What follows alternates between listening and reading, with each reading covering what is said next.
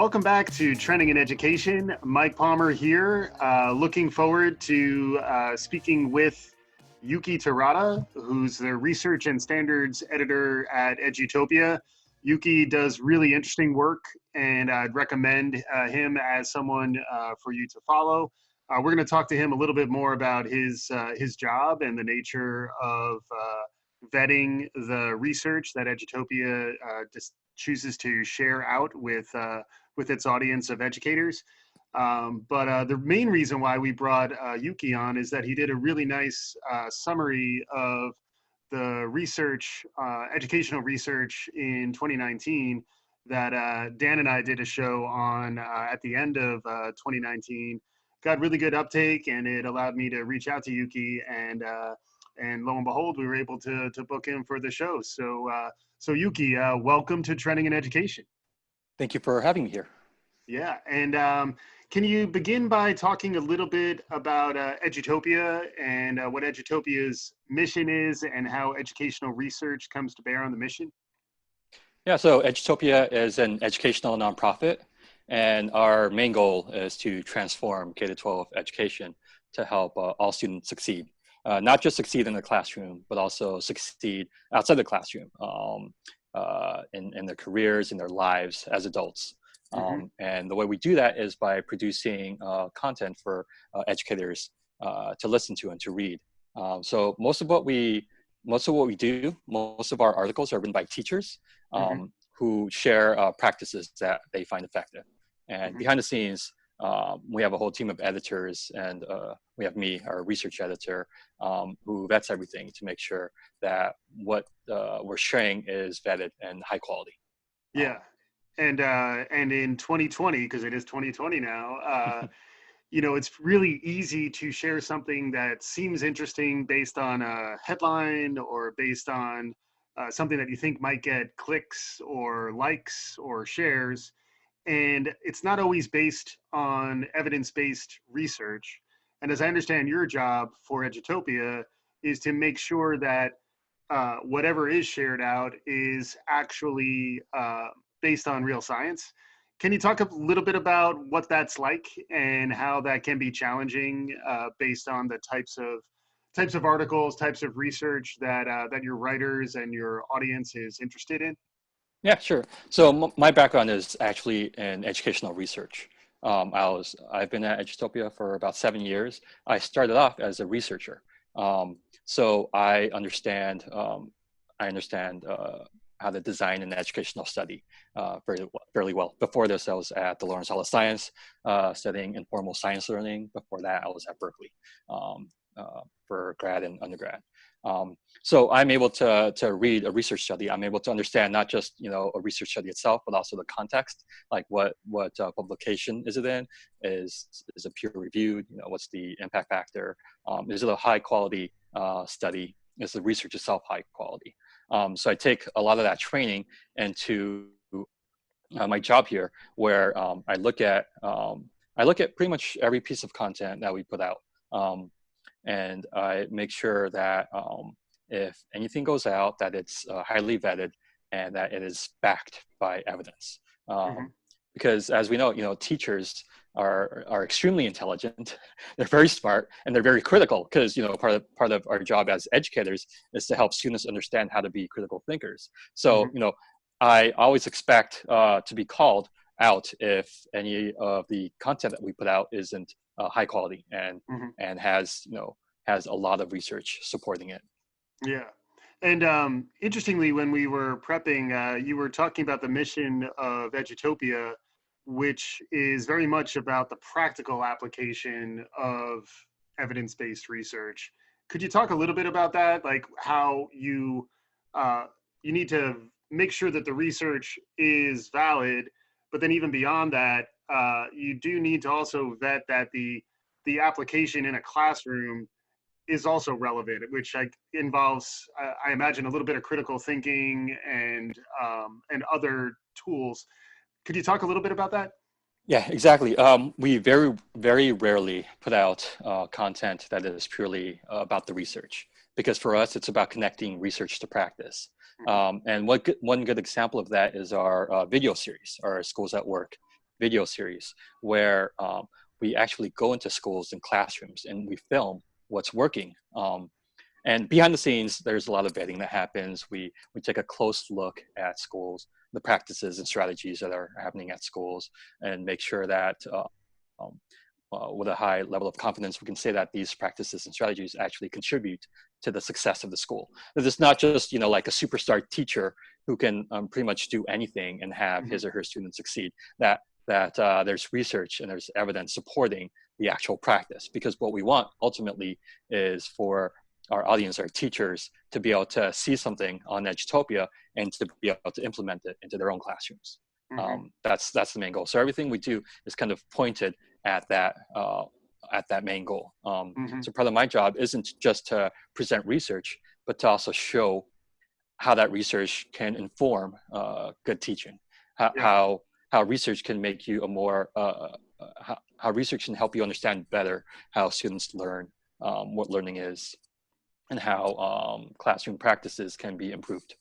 Yeah, and I will say, as someone who regularly follows what Edutopia is putting out there, while it's intended specifically for K-12, a lot of the research is relevant in a broader set of contexts. So I would say, certainly if you're in the K-12 space, if you're an educator, I would encourage you to check out what Edutopia is doing, track Youki down on Twitter and all those things. But I'd also say, despite the focus scope of your mission, a lot of the research, I think, has broader application to higher ed, to informal learning, and to a lot of the other topics that we talk about on the show. So, so good job by you. We did showcase at the end of 2019 the article that you published on Edutopia about the research highlights from 2019. Had a really interesting conversation. It's a pretty broad survey, and we were happy to say that we did cover maybe about half of the research topics that you were describing in the article. I'd love to hear from your perspective, maybe looking back a bit at the year that was. What research really resonated the most with you? Where did you see science moving the needle in a way that could actually impact K-12 educators in their classrooms? Yeah, so there are a few things that I'm really excited about for 2019, what happened in 2019. And one of them is looking at the arts. Because for years and for decades even, we've heard a lot about why the arts is so important. And we've heard a lot about why arts programs and extracurricular art programs are so important for learning. But what we're seeing now is we're seeing the reasons why the arts are so important.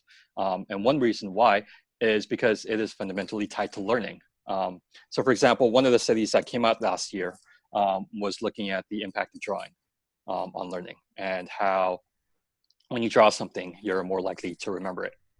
And that sounds, so it's not necessarily the reason, it's not necessarily that art itself helps learning, but understanding exactly why and the reasons why drawing something is beneficial.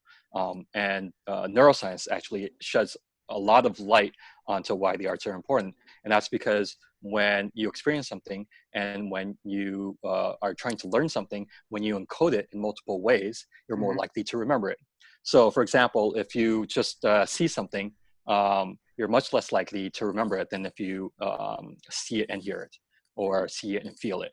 But one of the kind of the thing that ties everything together with drawing, kind of the linchpin, is the elaborative process. So when you see something and you draw it, the actual act of drawing it forces you to elaborate on what it means. And let me kind of give you an example. So the human brain is really efficient, and it's really good at, people are really good at tricking themselves into thinking they know something when they don't. So for example, if I ask you to, let's say, picture a bicycle, okay? Picture what a bicycle looks like. And if I ask you to draw it, most people, the vast majority of people cannot draw a bicycle correctly. they'll get the basic parts right, the wheels, the handlebars, the seat. But once you get to, where the crossbar goes, where all the different bars go, most people can't actually draw it because even though everyone knows what the bicycle looks like, it's very rare for someone to actually be able to elaborate on what the bicycle actually looks like. It's not until you actually try to design a bicycle and make sure you have it correctly and make sure that it works structurally, that, if someone's actually sitting on the seat, that it doesn't just fall apart. It's not until you actually elaborate on the process that you begin to really understand what the bicycle looks like. And once you start to understand that, the weight of the seat, if the weight isn't evenly distributed across the whole bicycle and you don't have the correct shape, typically, the seat is directly above the rear wheel. And then you have triangles. You have two sets of triangles that support the handlebar and both wheels. But until you actually elaborate on that process, you don't really know what a bicycle looks like. So part of what's exciting to me is that we have a better understanding now of not just why the arts are important, but what it actually means to learn something and what it actually means to remember something and to have a better understanding of what it means to take something from short-term memory to long-term memory and have students actually understand what they're learning instead of just tricking themselves into thinking they understand what they're learning. Yeah, and just extending what you're talking about, I could see how that would have direct impact on an educator coming up with her lesson plan on either teaching geometry or physics, or, there's plenty of practical applications to the bicycle example that you just put out there. And also there's a bit of an aha moment in terms of realizing that when you try to draw a bicycle that you would draw it wrong. Like, that's an opportunity to learn right there as well, because then you can say, well, let's see how everyone drew this.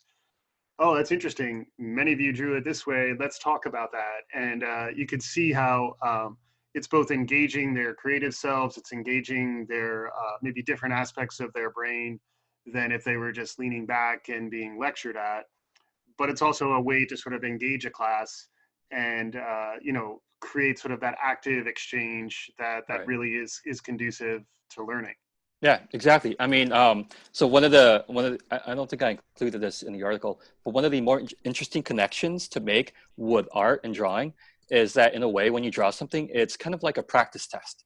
And we know that practice tests in general are very effective for learning. We know that, if you just sit at the front of the classroom and lecture at students, they'll probably forget most of what you say. But if you reinforce that learning with practice tests throughout the school year, their students are much more likely to actually remember what they're trying to learn. And one of the reasons for that is because there's a difference between encoding memory and decoding memories. And when you encode information, the goal is to make it stick into long-term memory so that students remember it throughout the school year, not just for the week, not just between the day before they study for a test and right after. You don't want them to forget everything they've learned right after. So it's really important not just to help students remember things, but to actually be able to make the learning actually stick, to make the information stick. And one of the most effective ways to do that is to help them practice actually recalling that information periodically, not just once, not just right after a lesson, but throughout the school year.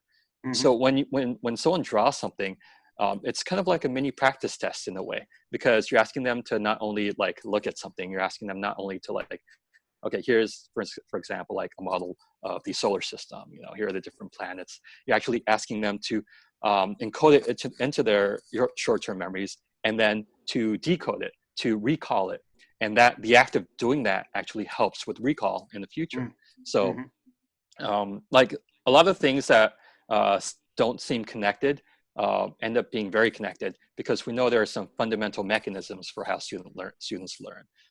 One of which is that it's very easy to think you know something when you don't, and it's very important to not only just teach something once, but to teach it in multiple ways, to teach it, distributed practice, to teach it throughout the school year, to give students multiple opportunities to learn something. Yeah, and different ways of engaging. I love the example of the arts too, because when you're in your bicycle example, actually a solar system as well, you're using the artistic instinct to teach science or to teach math, which is why, I'm always a big fan of the the A in STEAM, you know, like like trying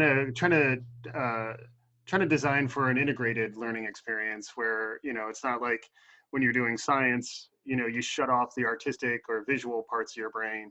If anything, it's better to engage across the different aspects of your brain and your neuroscience when engaging in these types of things. Yeah. Um, One of the fascinating examples I recently came across is I'm currently researching a topic, procrastination, and I was reading about Leonardo da Vinci, famous procrastinator, known for never finishing a project. But he was well known for he was quite well known for his art. But we also know that he invented the helicopter and the yep, parachute. And what I yep. found very interesting was that they actually don't work. They're not functional. And the Mm. reason why is because he invented them for the theater. He was inventing props Ah, for the theater. So one of the reasons why he invented these things that allowed us to better understand kind of like flight and better understand mechanics is because of the arts. Because he wasn't inventing them for invention's sake, but he was trying to figure out like how do the arts mm, how do the arts fit into what I'm trying to develop. hmm. That's Um, fascinating. And you better finish that article on procrastination because that's a good tease. You got me with Da Vinci and the arts because that's some good stuff. Any other trends you're noticing just around educational research writ large? Any? oh yeah, I mean Yeah. like every year or every few years we gain a better, more nuanced understanding of something that we previously held to be, pretty bulletproof and true. And the example last year in 2019 was the research on summer slide. And Hmm. previously we've seen things like the marshmallow test, learning styles. We see these big ideas where I wouldn't necessarily say that they were wrong, but that we have a better, more nuanced understanding of them. Hmm. And with summer slide, it turns out that the summer slide was very much, in a way, manufactured by the test-taking methodology. So if you can imagine 10 people taking a test, um, and each test has 10 questions, and on average, half of the people get half of the questions right. You can kind of quantify that. So the average would be 50%, right? But we don't score tests that way. Tests are usually scored using a weighted system. So the more questions that a student gets right, the harder the questions get.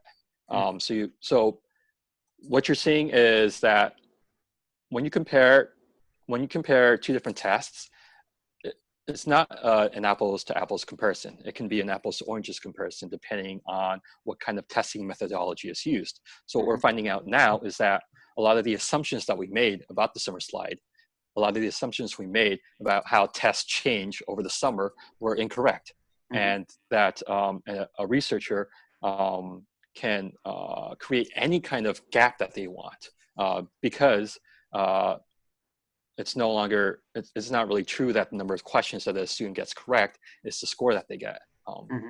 So I think it's just what actually ends up happening is that the gap exists pretty early on and it persists. Hmm. So there isn't kind of like a widening of the gap over the summer and then closing of the gap once the school Hmm. year starts. That gap starts pretty much in kindergarten, and it actually persists and grows slightly larger throughout all the way through high school.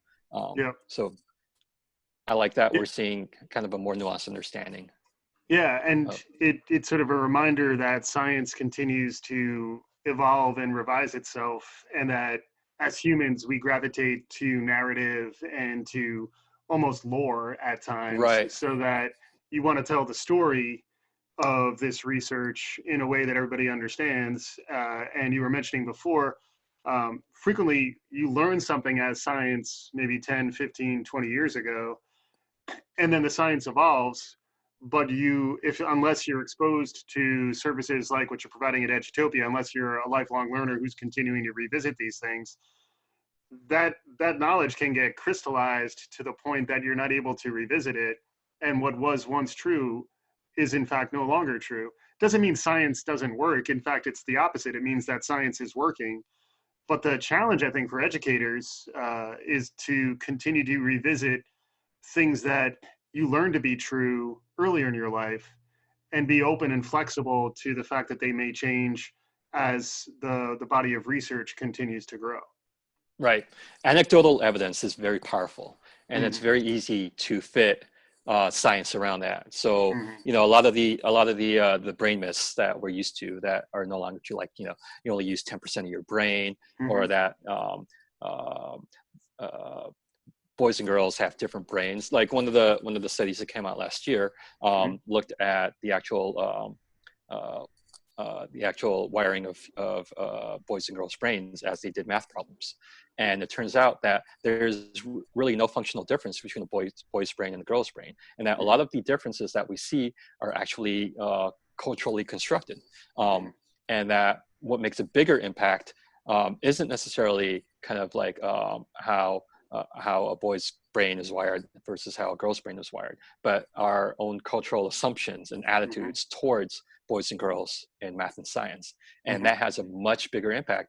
And kind of one of the counterexamples we see is that, you know, this idea that boys are better in math isn't true across, you know, all countries. There are countries where we see parity or even girls doing better in math. Mm-hmm.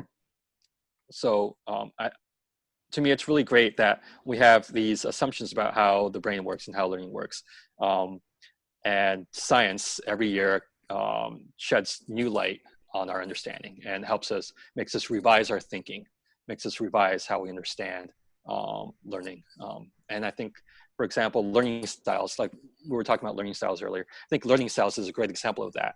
And you said something like, you know, does learning styles exist? And to me, it that's kind of that's the question people tend to ask. You know, does learning styles exist? Are learning styles real or not?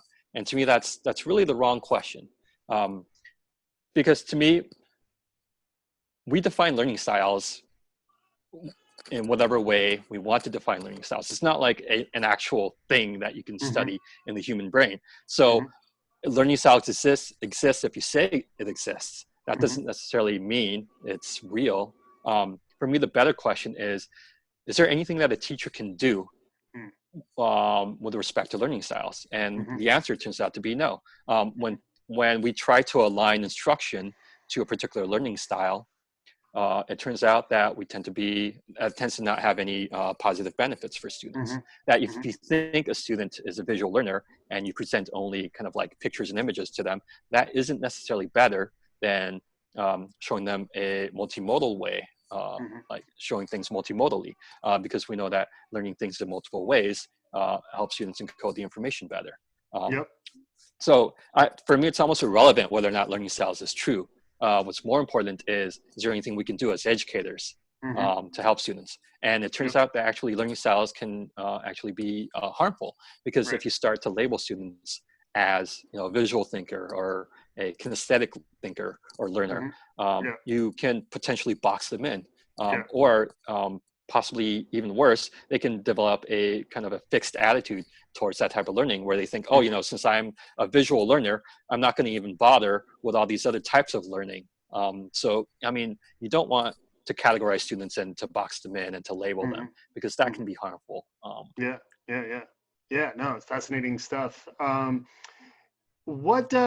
do you stay abreast of all this stuff? So you're pulling stuff out of midair on the fly right now. A lot of research going on. Obviously, one way for the rest of us to stay abreast of what's going on in educational research is to follow folks like yourself.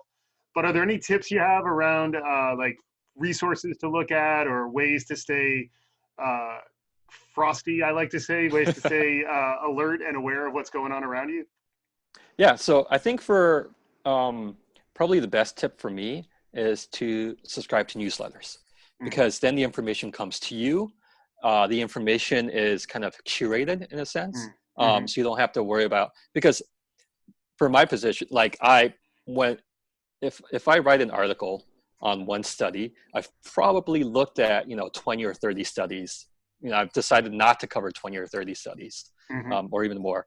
So like I go through quite a lot to find a study that I would like to report on, and that's not something that you want to do as a teacher, because your time is precious. Right. Unless it's specifically part of your job, like you teach educational research or something, you probably don't want to go through all the different journals, go through all the different studies. It's a lot more helpful to go to sites like Edutopia, who will do that for you. So I like newsletters, for example, like NPR Education, Mindshift, EdWeek. Those are Hackinger. Those are really good sites, because they have a really high bar when it comes to reporting on research.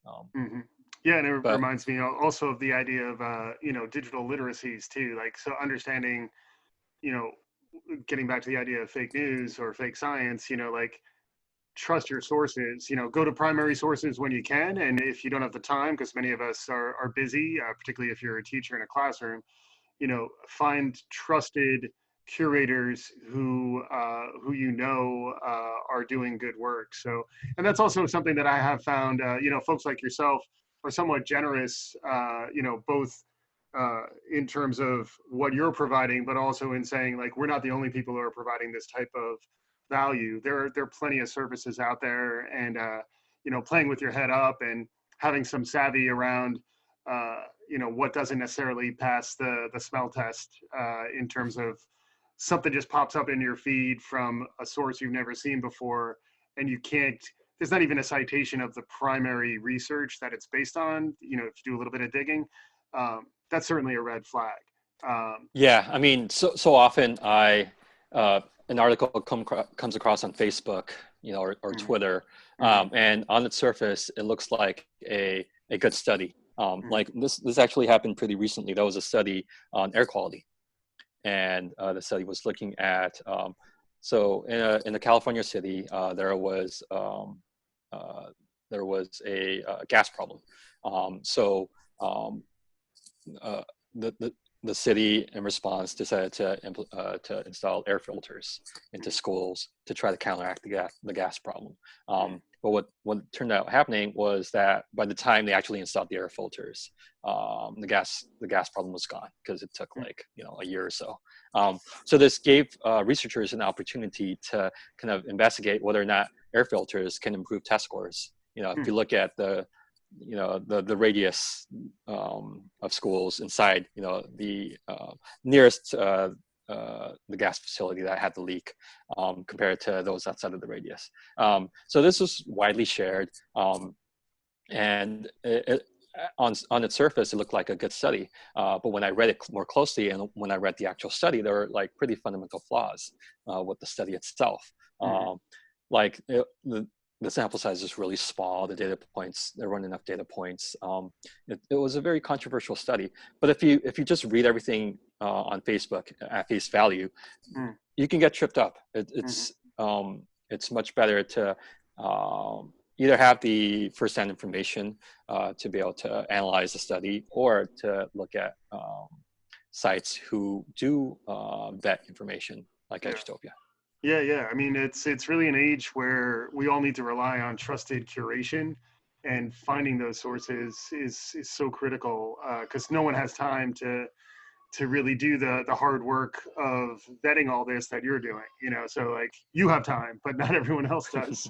So that's why it's great that you're doing this work, and it's important for people to find those opportunities. We're coming close to time, so I would love to. We talked about looking backwards. I'd love to get your take on what might be emerging. The 2020s are just starting, and it's very futuristic sci-fi. We're ready for flying cars and Matrix style educational downloads. So those things may be a little bit beyond the pale, but what's exciting your imagination around the trend lines that we're seeing heading into this next decade? For me, what's exciting is the science of learning, which is making more connections between how students learn to how we understand how the brain works. So making connections to like cognitive science, to psychology, to neuroscience, and really gaining a better understanding of making better connections between what's happening in the classroom and what's happening outside of the classroom.